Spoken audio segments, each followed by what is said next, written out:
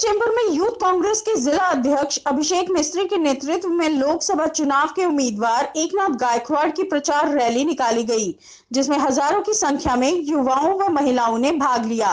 इस rally में Congress party के पूर्व मंत्री चंद्रकांत हंडोरे व एमएनएस के चेंबूर विधानसभा अध्यक्ष कर्णबाल सहित कांग्रेस के अन्य नेता भी शामिल हुए।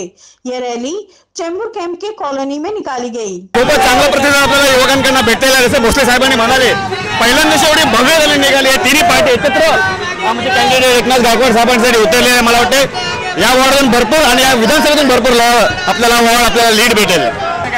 काँग्रेस, राष्ट्रवादी काँग्रेस आणि मनसे यांचा चांगला प्रतिसाद भेटला आहे आणि कदाचित ही पहिली रॅली आहे या वॉर्डमध्ये। अशी रॅली कधी तुम्ही बघितली पण नसेल, सेनाची पण नसेल बघितली नाही, दुसऱ्या पार्टीची पण नसेल बघितली। ही रॅली एवढी चांगली आणि व्यवस्थित झाली की लोकांना आता बघून ते विचार करायला लागेल की मत आपलं प्रवर्तन केलं पाहिजे करून। आज आपण ही रॅली बघताय, चेंबूर कॅम्पमध्ये सुरू आहे। मगाशी ओल्ड बॅरक, आरसी बॅरक या ठिकाणाहून आता रॅली एमएस बिल्डिंग, राम टेकडी, तोराराम टावर आणि असं फिरून ती पुन्हा कार्यालयात जाईल। आपण बघता या रॅलीमध्ये प्रचंड कार्यकर्ते आलेत। सगळ्या कार्यकर्त्यांनी राष्ट्रवादी काँग्रेस, मनसे आणि मित्र पक्षाचे आमचे जेवढे नेते आहेत, जेवढे कार्यकर्ते आहेत, या सगळ्या कार्यकर्त्यांनी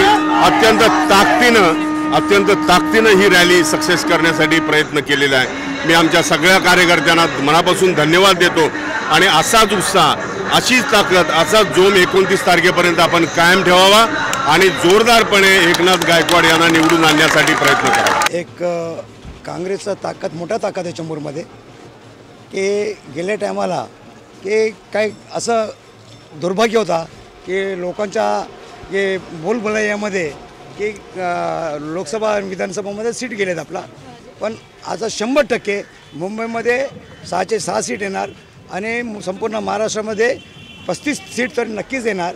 त्याच्याशिवाय संपूर्ण भारतमध्ये आम्ही बहुमताने काँग्रेस पक्ष निवडून येणार आणि तुम्हाला यूपीमध्ये, बिहार, छत्तीसगड आणि मध्य प्रदेशमध्ये संपूर्ण ऑल ओव्हर इंडियामध्ये आणि एवढा ताकद वाढलेला काँग्रेसचा की त्यांना कल्पना आहे 70 वर्षामध्ये काय केलेलं असं विचारतात की जनतेनं समजून चुकलेलं आहे की 70 वर्षामध्ये काँग्रेसने काय केलेलं आहे आणि या लोकांनी 5 वर्षामध्ये काय केलेलं आहे।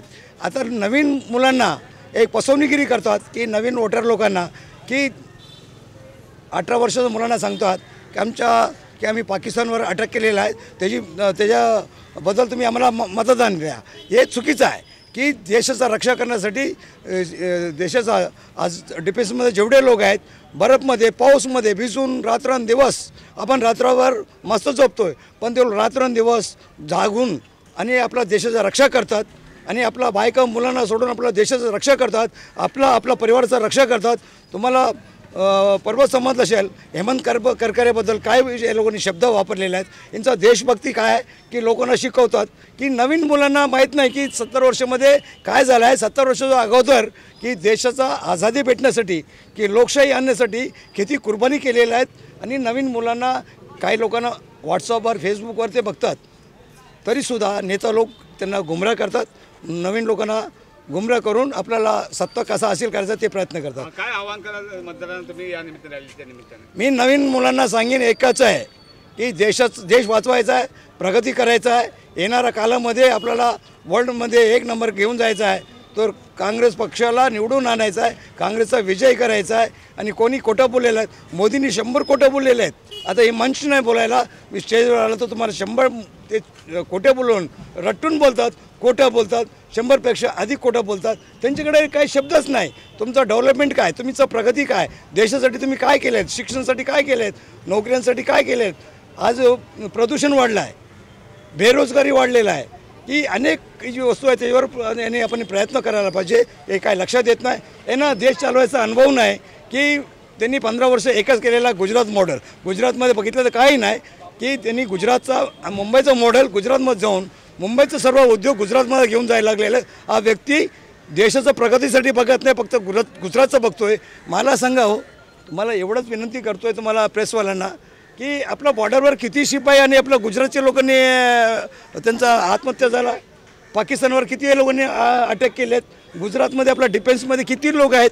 आणि किती जो लोकांना हत्या झाला, किती बॉडी अजून पण गुजरातमध्ये नाही झाला पाहिजे. आपला डिफेन्समध्ये हे उद्योगपती आहे, तो बोलतो मी व्यापारी आहे, मी पॉलिटिशियन नाही. तो उद्योगपती राजकारण करू शकत नाही, फक्त उद्योगसाठीच बघणार. तो उद्योगपुरता ठीक आहे, पण तुम्ही मोठ्या मोठ्या लोकांना उद्योग करा, गरीब लोकांचा लुबाड करून लोकांना गरीब लोकांना फसवून तुम्ही जे काय करतात चुकीचं करतात, देशावर अन्याय करतात.